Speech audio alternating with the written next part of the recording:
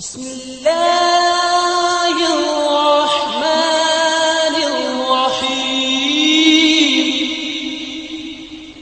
alaikum students, I hope everyone will be fine. Today we'll discuss chapter number 14, current electricity review questions. 14.1 है define and explain the term electric current. Electric current को हमने define और explain करना है. Definition क्या होती है जी electric current की the rate of flow of charge through any cross sectional area is called current. किसी भी एरिया से जितने चार्जेस फ्लो करते हैं वो क्या है करंट है. Current is equal to charge by time. I is equal to Q by T. Unit क्या है जी the SI unit of current is coulomb per second, which is also called ampere. Electric current is produced due to the flow of either positive or negative charges or both charges at same time. Electric charges जो हैं वो या तो positive आएंगे negative आएंगे flow से produce होते हैं, या अगर दोनों चार्जेस फ्लो करें तो उससे भी इलेक्ट्रिक करंट प्रोड्यूस होता है. In metals, the current is produced only due to the flow of free electrons, that is negative charges. Metals के अंदर जो current है वो due to the flow of negative charges होता है. In case of electrolyte, its molecule in aqueous solution dissociate among positive and negative ions, so the current in electrolyte is produced due to flow of both positive and negative charges. और electrolyte के अंदर क्या होता है जब aqueous solution उसके होता है उसके अंदर क्या होता है जो हमारा जो substance है वो positive और negative ions के अंदर ब्रेक हो जाता है, तो जो करंट इलेक्ट्रोलाइट के अंदर वो प्रोड्यूस होगा due to the flow of both positive and negative charges. Now 14.2 है जी what is difference between electronic current and conventional current. Electronic current होता है जी due to the flow of electrons from the negative terminal to the positive terminal, और conventional current होता है जी due to the flow of positive charges और holes from the positive terminal to the negative terminal. Electric current के अंदर क्या होता है जो हमारे इलेक्ट्रॉन्स हैं वो नेगेटिव टर्मिनल से पॉजिटिव टर्मिनल की तरफ ट्रैवल करते हैं. कन्वेंशनल करंट में क्या होता है जो हमारे होल्स हैं वो ट्रैवल करते हैं from positive terminal to negative terminal.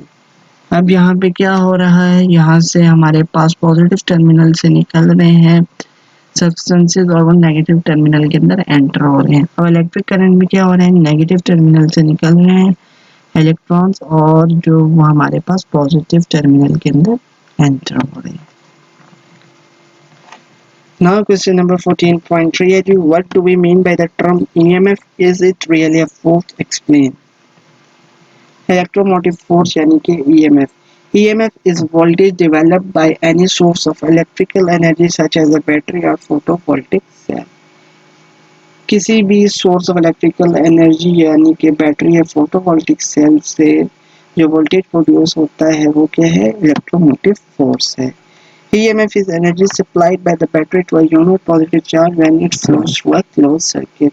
EMF क्या है जी एनर्जी है जो कि सप्लाई की जाती है बैटरी से टू यूनिट पॉजिटिव चार्ज जब वो क्लोज सर्किट के अंदर फ्लो करते हैं, और the energy converted from non-electrical forms to electrical form when 1 coulomb of positive charge passes through the battery.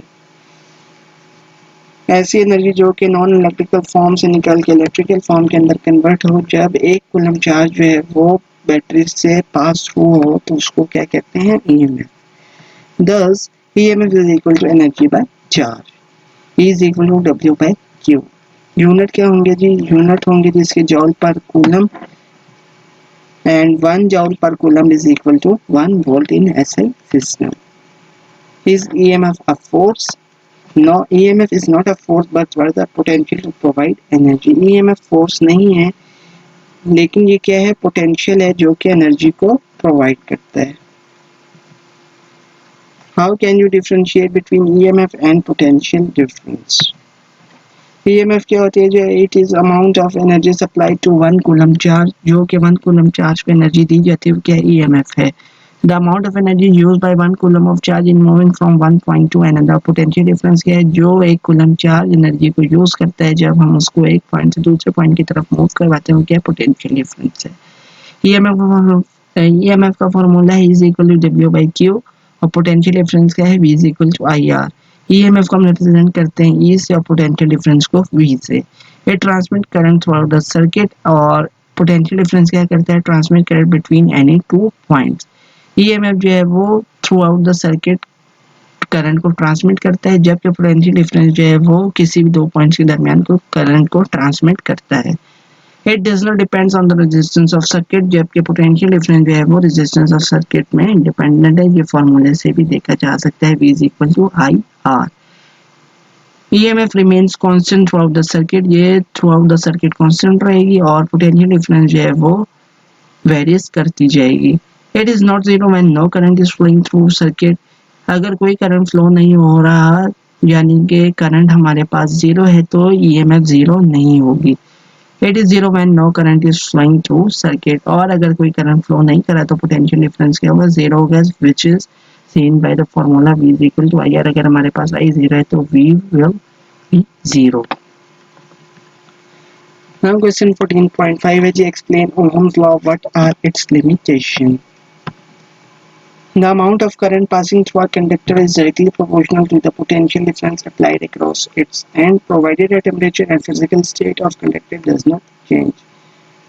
जब करंट पास करता है थ्रू द कंडक्टर वो डायरेक्टली प्रोपोर्शनल होता है जो उसके एंड्स के ऊपर पोटेंशियल डिफरेंस है, जबकि टेम्परेचर और फिजिकल स्टेट ऑफ कंडक्टर जो है वो यूनिफॉर्म है यानी कि चेंज नहीं हो।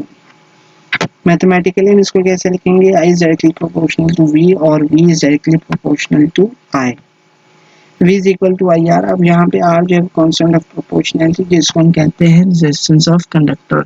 इट्स ऐसा unit is ohm denoted by omega. Limitations क्या हैं जी, the law is not applicable to unilateral network। Unilateral networks allow the current to flow in one direction. Such type of network consists of elements like diode, transistor, etc। जो Ohm's law है वो unilateral network यानी कि ऐसे network जो के current को one direction के अंदर खाली फ्लो कर रहे हैं उनके लिए एप्लीकेबल नहीं है, और इसमें क्या था डायोड, ट्रांजिस्टर वगैरह जो है वो यूनिलेटरल नेटवर्क में आते हैं। Ohm's law is not applicable to non-linear elements. Non-linear elements are those which do not have current exactly proportional to the applied voltage. That means the resistance value of those elements changes for different values of voltage and current। अब Ohm's law जो है वो applicable नहीं है for non linear elements, यानी कि ऐसे element जिनका जो करंट है वो एग्जैक्टली प्रोपोर्शनल नहीं होता है टू द अप्लाइड वोल्टेज, और जो रेजिस्टेंस है वो चेंज होती जाती है for different values of voltage and current. Now question number 14.6 है, define resistance and its unit. The property of a substance which offer opposition to the flow of current through it is called its resistance। किसी भी circuit में current की flow की opposition को हम कहते हैं resistance. The resistance of a conductor is defined as a ratio of the potential difference across its end to the current flowing through it। जब हम रेशियो लेते हैं V ओवर I तो वो हमारे पास क्या आता है, resistance of conductor. Mathematically R is equal to V by I। Unit of resistance क्या है जी, ओम है। When a potential difference of 1 volt is applied across the ends of conductor and it produces a current of 1 ampere, then its resistance will be 1 ohm। जब हम battery के ends के ऊपर जो है वो 1 वोल्ट का पोटेंशियल डिफरेंस अप्लाई करें और हमारे पास जो है वो 1 एम्पियर का करंट प्रोड्यूस हो तो रेजिस्टेंस क्या होगी, 1 ओम होगी। नाउ क्वेश्चन 14.7 है जी, what is difference between conductor and insulator. Conductors are defined as a material or substance that allow electricity to flow through them. Also, conductors allow heat to be transmitted through them। ऐसे materials या substances जो कि electricity को allow करें कि वो उनमें से पास हो सके या हीट पास हो सके तो वो क्या होंगे, कंडक्टर होंगे।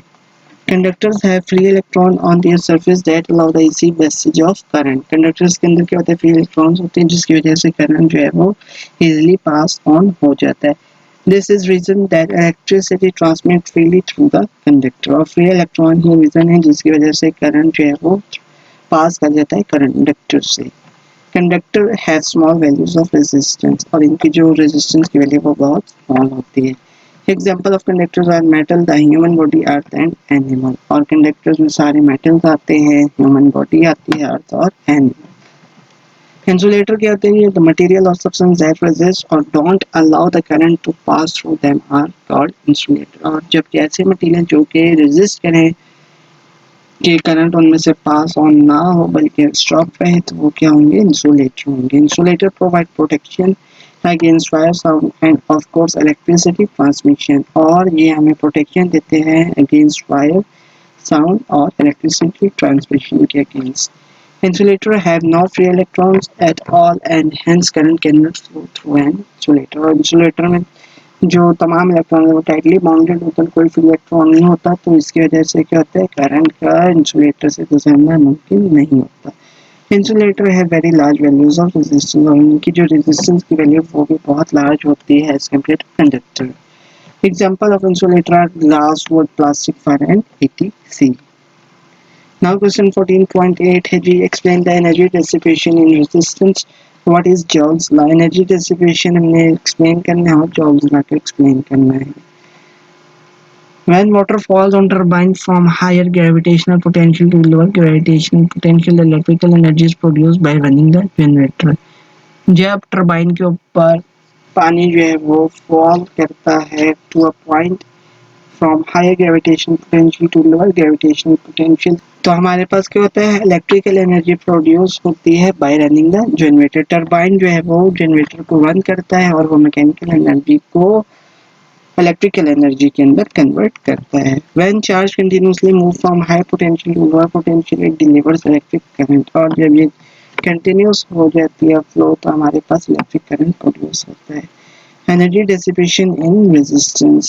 As a charge Q moves through a resistor, it loses a potential energy QV, where V is the potential drop across the resistor. This energy goes into heat, much like the way a ball of putty that falls off a cliff converts its potential energy to heat when it hits the ground. We refer to this conversion of potential energy into heat as dissipation. जब charge move करते हैं through resistor तो क्या करते हैं? Potential energy को loss करते हैं जो कि है क्यू वी। अब यहाँ पे वी क्या है? ये पोटेंशियल ड्रॉप है अक्रॉस द रेजिस्टर और ये जो एनर्जी है ये हीट के अंदर कन्वर्ट हो जाती है जब, जैसा कि जब कोई बॉल हम किसी पहाड़ी से नीचे फेंकते हैं तो उसकी पोटेंशियल एनर्जी क्या है? कन्वर्ट हो जाती है हीट एनर्जी में जब वो ग्राउंड में हिट करती है और इस कन्वर्जन को हम कहते हैं potential energy into heat as dissipation. Joule's law: the amount of heat generated in resistance due to the flow of charges is equal to the product of square of current I, resistance R and time duration T. Resistance के अंदर heat generation due to the flow of charges वो equal होगी I square multiply by R multiply by जी. इस law को हम कहते हैं जॉल्स लॉ. मैथमेटिकल हम इसको कैसे लिखेंगे? W is equal to Q V. Energy supplied by charge Q. Now current when Q flows in time t. और जब टाइम t के अंदर जो चार्ज है वो फ्लो करेगा तो हमारे पास I is equal to Q by T current का फॉर्मूला आ जाएगा. Q is equal to IT हमारे पास चार्ज का फॉर्मूला आ जाएगा. So energy supplied by charge in T second is. अब जब हम इस वाले फॉर्मूले के अंदर Q की वैल्यू पुट करेंगे तो हमारे पास W is equal to IVT आ जाएगा. From Ohm's law V is equal to IR. तो जो दूसरा फॉर्मूला होगा अगर हम ओहम्स लॉ को यूज करें जो कि V is equal to IR और अगर हम V की जगह ये पुट कर दें IR तो हमारे पास W आ जाएगा I स्क्वायर R T. और अगर हम I की जगह जो है वो ये पुट कर दें V by R तो हमारे पास हो जाएगा V square T by R. Now question number 14.9 है जी, what is difference between DC and AC? DC क्या होता है जी? Direct current the electric charge only flows in one direction. इसके अंदर इलेक्ट्रिक चार्ज वन डायरेक्शन के अंदर फ्लो करते हैं. और अल्टरनेटिव करंट यानी कि AC the electric charge changes direction periodically. और इसके अंदर क्या होता है? हमारे पास जो इलेक्ट्रिक चार्ज है वो डायरेक्शन चेंज करते रहते हैं periodically. DC power is significantly more energy efficient than AC power. DC power जो है वो ज़्यादा एफिशिएंट है as compare to AC power और AC पावर जो है वो इतनी एफिशिएंट नहीं है जितना कि DC power. DC can not travel for a very long distance, it loses electric power. और इसको हम जो है वो लॉन्ग डिस्टेंसेस के लिए यूज़ नहीं कर सकते क्योंकि पावर का लॉस होता है. AC is safe to transfer longer distance even between two cities and maintain the electric power. और एसी को जो है वो लॉन्ग डिस्टेंसेस के लिए यूज कर सकते हैं और ये पावर को भी मेंटेन रखते हैं। एग्जांपल क्या है जी, डीसी की डीसी मोटर, डीसी बैटरीज, और एग्जांपल एसी की है जी AC motor and AC generator. Now question 14.10 है जी, discuss the main feature of parallel combination of resistors. The voltage across each of the resistors is same and is equal to the voltage of the source connected to the circuit। जब कोई resistance या resistors parallel connected हैं तो उसमें क्या voltage जो होगा वो इक्वल टू होगा तो वोल्टेज ऑफ सोर्स के। V1 is equal to V2 is equal to V। The total current is equal to the sum of current through the individual resistor। और जो I total होगा वो क्या होगा, sum होगा to the current through all individual resistors। यानी कि I total is equal to I1 plus I2 and so on।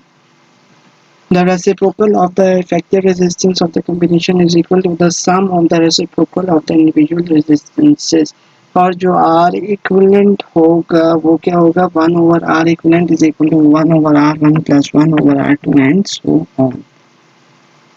Now question number 14.11 है जो determine the equivalent resistance of series combination of resistors। The current through the circuit is the same for each resistor in series circuit and is equal to the applied voltage divided by the equivalent resistance। जो current होगा in series combination of resistors वो क्या होगा, same होगा, वो किसके equal होगा, I is equal to V by R। और R क्या आएगा, R equivalent।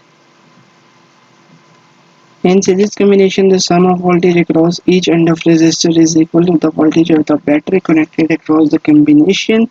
If V is voltage of the battery and V1, V2, V3 are the voltage across R1, R2, R3, then V is equal to V1 plus V2 plus V3। और जो voltage होगा in series combination वो क्या होगा, sum होगा of all the voltages।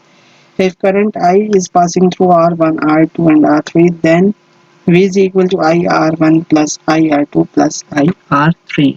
और अगर हम यहाँ पे ओहम्स लॉ यूज करें V is equal to IR और हमारे पास जो करंट I है वो फ्लो करे थ्रू R1, R2, R3 तो हमारे पास वोल्टेज आ जाएगा IR1 plus IR2 plus IR3 और यहाँ पे रहेगा IR।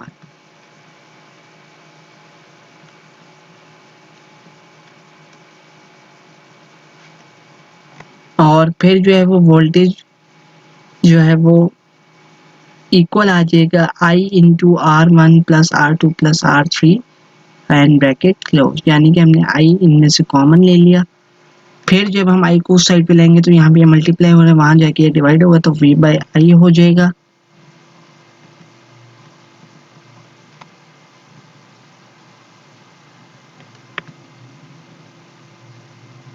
और जब V बाई I हो जाएगा तो यहाँ पे क्या आएगा, R equivalent is equal to R1 plus R2 plus R3। Thus, R equivalent in series combination is equal to the sum of individual resistances in series combination। और जो R equivalent हो गया series combination में वो equal to होगा sum of all individual resistance in series combination। Now question 14.12 है, describe briefly the hazards of household electricity। जो household electricity में hazards होते हैं उनको हमने briefly describe करना है। Electrical shock। Electrical shock occurs when the body becomes a part of electric circuit, either when an individual comes in contact with both wires of an electrical circuit, one wire of an energized circuit and the ground, or a metallic part that has become energized by the contact with an electrical conductor। एक तो electrical shock होता है वो कब लगेगा, जब हमारी body जो है वो इलेक्ट्रिकल वायर के साथ यानी कि इलेक्ट्रिकल सर्किट के साथ कांटेक्ट में आ गई है। और दूसरा कब लग सकता है, जब मेटालिक पार्ट जो है वो कांटेक्ट में आ गया है with an electrical conductor। The severity and effect of an electrical shock depends on the number of factors such as the pathway through the body, the amount of current, the length of time of exposure, and whether the skin is wet or dry। Water is a great conductor of electricity, allowing current to flow more easily in wet condition and through wet skin। और जो इसकी severity है वो number of factor के ऊपर depend करती है, यानी कि जो उसका पाथवे थ्रू बॉडी वो क्या है, अमाउंट ऑफ करंट हमें कितने में पास हुई है, और जो हमारा एक्सपोजर टाइम था वो कितना है, और स्किन जो क्या कंडीशन यानी कि वेट है या ड्राई है। अगर तो वेट है तो हमारे जो करंट लगने के चांसेस है, शॉक्स हैं, वो ज़्यादा है, क्योंकि वाटर जो है वो गुड कंडक्टर ऑफ इलेक्ट्रिसिटी है। तो वाटर क्या करेगा, allowing current to flow more easily and wet condition and through wet skin. तो हमारे पास क्या होगा, अगर हमारी स्किन जो है वो वेट है तो करंट इजीली फ्लो करेगा in wet condition and through wet skin. और दूसरा जो है वो इलेक्ट्रिक फायर है। Most electric fire are caused by the faulty electrical outlet and old outdated appliances. Other fires are started by faults in appliance cord, receptacles and switches. दूसरा जो है electrical fire है, ये कब लग सकती है, जब हम किसी खराब एपरेटस को यूज़ करें, या ऐसे एपरेटस जो कि पुराने हो गए या जिनकी ट्यूनिंग होने वाली है उनको हम यूज़ करें, तो उनसे इलेक्ट्रिकल फायर का खदशा हो सकता है। Other fires are started by faults in appliance cords, receptacle and switches. और जो दूसरी फायर है वो स्विचेस या जो हमारी इलेक्ट्रिकल लीड्स होती हैं यानी कॉर्ड्स होती हैं उनमें भी लग सकती हैं। Outdated wiring often causes electrical fire. जो हमारी वायरिंग पुरानी हो गई थी उसमें अक्सर इलेक्ट्रिकल फायर कॉज हो सकती है। प्रिवेंशन क्या है जी, inspect wiring of equipment before each use. जब हम किसी इक्विपमेंट को यूज़ करें तो उसकी वायरिंग को एक दफ़ा से इंस्पेक्ट कर लें, यानी कि देख लें कि सही है या नहीं। Use safe work practice every time electrical equipment is use. और हमें जो एक प्रोटेक्शन है वो यूज़ करनी चाहिए जब हम इलेक्ट्रिकल इक्विपमेंट को यूज़ करें। Limit the use of extension cords. और जो हमारे कॉर्ड्स हैं उनसे हमने यूज़ को लिमिट कर देना है, यानी कि उनको बार बार हर जगह इस्तेमाल नहीं करना बल्कि उनसे छुटकारा हासिल करना। Minimize the potential for water or chemical spills on or near electrical equipment। और इलेक्ट्रिकल इक्विपमेंट के आसपास पानी या जो दूसरे केमिकल्स हैं उसको दूर रखने ताकि उसके ऊपर स्पिल्स ना हो जाए। 14.1 pages describe 4 safety measures that should be taken in connection with the household circuit। जो सेफ्टी मेजर हमने लेने हैं in making the connection of household circuit वो क्या है? A fuse is a safety device that is connected in series with a live wire in the circuit to protect the equipment when excess current flows। Fuse ऐसी device है जो कि हमारे equipment को protect करती है जब ज़्यादा करंट फ्लो करता है। If a large unsafe current passes through the circuit, the fuse melt and break the circuit before the wire become very hot and cause fire।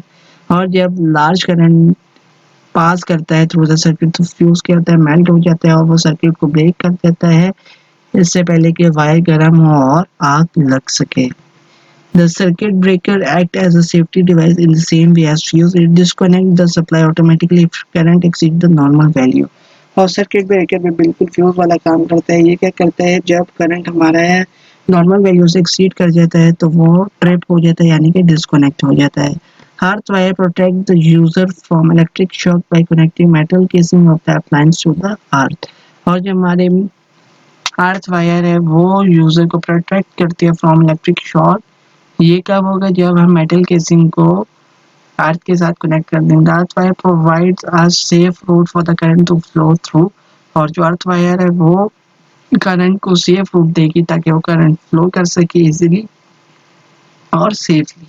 If the live wire touches the casing. और अगर live wire teaching का touch करेगी so we will get an electric shock if the live wire inside an appliance comes loose and touches the metal casing। और जब live wire casing को touch करेगी तो हमें क्या लगेगा, इलेक्ट्रिक शॉक लग सकता है। Replace old worn out and damaged wire with new set। और जो हमारी तारें पुरानी हो गई हैं या ख़राब हो गई हैं, टूट गई हैं, तो उनको हमें न्यू तारों से या न्यू सेट से रिप्लेस करना चाहिए। Now question number 14.14। Design a circuit diagram for a steady room that needs the following equipment in parallel: 100-watt lamp operated by one switch, one reading lamp fitted with a 40-watt bulb which can be switched on and off from the 2 points। What is the advantage of connecting the equipment in parallel instead of series? जो circuit diagram है वो ऐसे है, यहाँ पे हमने 100 volt और 40 volt को with the help of switches parallel में कंबाइन कर दिया है। और अभी यहाँ पे क्या स्विच ऑफ है तो इस वजह से जो दोनों बल्ब हैं वो ऑफ है। और जब हम इनको ऑन करेंगे तो करंट जो है यानी कि वोल्टेज पास होगा और वो इधर से होता हुआ इधर और वापस फिर पॉजिटिव टर्मिनल में आएगा तो हमारे पास ये लैंप्स ऑन हो जाएंगे। और अब advantages of connecting the equipment in parallel instead of series वो क्या है? There is no division of voltage among the appliance when connected in parallel. जब हम किसी इक्विपमेंट को या अप्लायंस को पैरेलल में कनेक्ट करते हैं तो हमारे पास वोल्टेज की डिवीजन नहीं होती, बल्कि जो सप्लाइड वोल्टेज है वो सेम रहता है और हर इक्विपमेंट जो है वो सेम वोल्टेज को गेन करता है। The total effective resistance of the circuit can be reduced by connecting electrical appliances in parallel. और जो रेजिस्टेंस होता है सर्किट में वो क्या हो जाता है, कम हो जाता है। Other components will function even if one component break down, each has its own independent circuit. और अगर कोई बीच में से कंपोनेंट ब्रेक हो जाता है या बर्न हो जाता है तो बाकी जो सारे कंपोनेंट्स है वो काम करते रहेंगे और हर कंपोनेंट का अपना इंडिपेंडेंट सर्किट होता है। The current flowing through each component combines to form the current flow through the source. और जो हर कंपोनेंट से करंट पास कर रहे हैं वो उनका जो सम है वो इक्वल टू होगा current provided by the source. Now that's all about the review questions of chapter number 14, current electricity. Thanks for watching. Please like my video and share my videos to other friends and press the bell icon for the subscription in order to get notification for all the videos which will be uploaded in future. Inshallah, in our next video we will discuss chapter number 14, current electricity conceptual questions. Till that time, take care. Allah Hafiz.